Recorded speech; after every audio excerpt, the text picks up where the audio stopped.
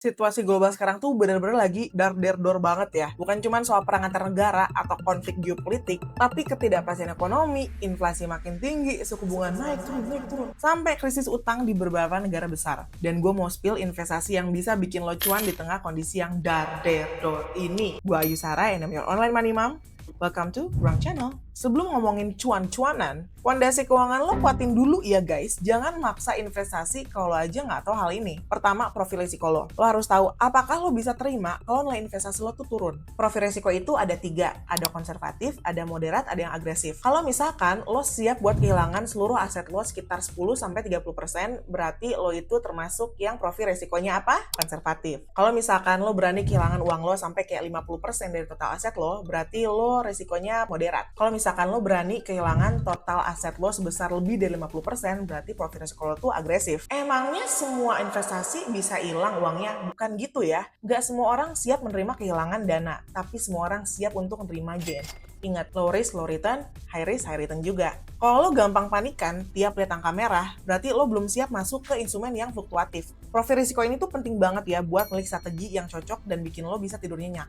Yang kedua, lo harus punya dana darurat. Karena hari sale itu nggak ada di kalender, bos. Jadi lo harus siap dengan hal yang tidak terduga. Kayak misalkan orang tua sakit, amit-amitnya kecelakaan, rumah bocor, dan segala macam. Minimal lo punya dana darurat kayak 3-6 kali gaji lo. Nah, kalau pondasi lo tuh udah aman, baru kita bisa ngomongin investasi apa sih yang masuk akal dan bisa cuan di tengah dunia yang lagi chaos kayak gini. Investasinya yang pertama tentu saja emas ya. Dari zaman dulu sampai sekarang, emas tuh selalu jadi andalan pada saat dunia kalau lagi kacau. Ketika inflasi tinggi, pasar saham gak jelas, atau ada konflik global, orang tuh cenderung pindahin asetnya ke emas. Karena emas ini dianggap sebagai aset yang tangible, langka, dan lainnya tuh cenderung stabil ya dari waktu ke waktu. Dan bahkan di 2023 lalu, harga emas itu globalnya naik lebih dari 13%.